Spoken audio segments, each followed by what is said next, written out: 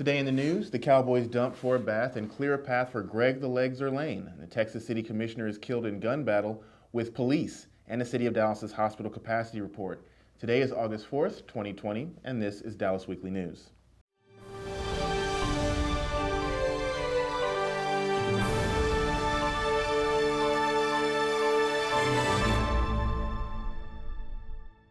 Hello, I'm your host, Patrick Washington, and this is Dallas Weekly News. The Dallas Cowboys released Forbath on Saturday, clearing the way for Greg Zuerlein to be their kicker in 2020. Forbath signed a one-year contract in March after making all 10 kicks as the midseason replacement for a struggling Brett Maher in 2019.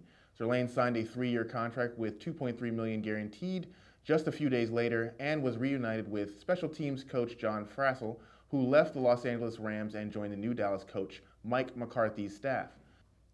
The Cowboys planned on having a legitimate kicking competition in training camp for the first time in years before the pandemic wiped out off-season workouts and led to camp rosters being trimmed 10 spots to 80. Zuerlein's accuracy tailed off in the 2 seasons after connecting on a career-best 38 field goal in 40 tries in 2017 when he was an All-Pro and Los Angeles reached the Super Bowl. The 32-year-old Zuerlein was second to Maher in misses in the NFL last season with 9, but Greg the Leg has made 15 of 20 kicks from 50 yards and beyond the past 3 seasons and has one of the strongest legs in the league. The Cowboys also placed defensive back Savion Smith on reserve COVID-19 list. The move means Smith either tested positive for the virus, which teams are not confirming, or was in close contact with someone who tested positive. Dallas also waived long snapper Joe Fortunato and linebacker Azur Kamara, who reached an injury settlement. A Texas City Commissioner was fatally shot in an exchange of gunfire with police and the sheriff's deputy who had responded to the domestic disturbance call at his home.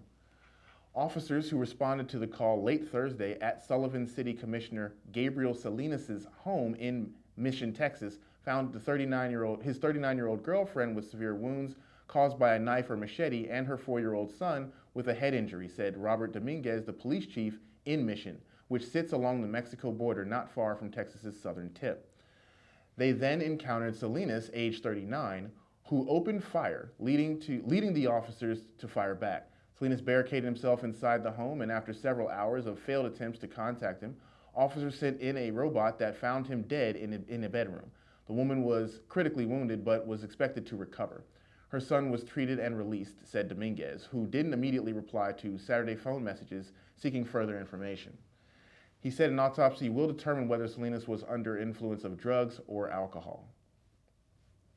Hidalgo County Sheriff's officials also did not respond to Saturday requests for comment. The Texas Rangers are investigating the shooting.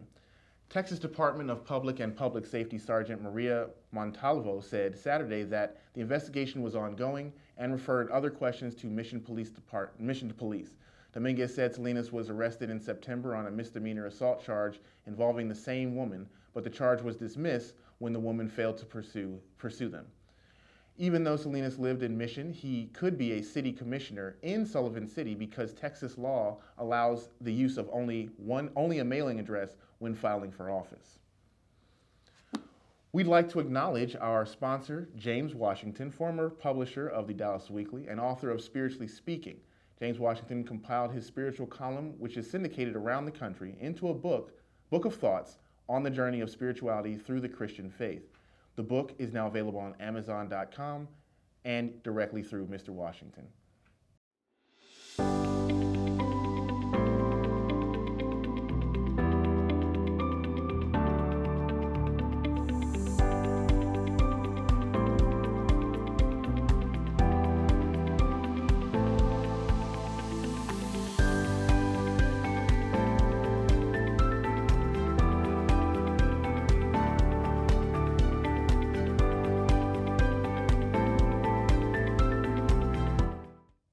And now the City of Dallas's hospital capacity report.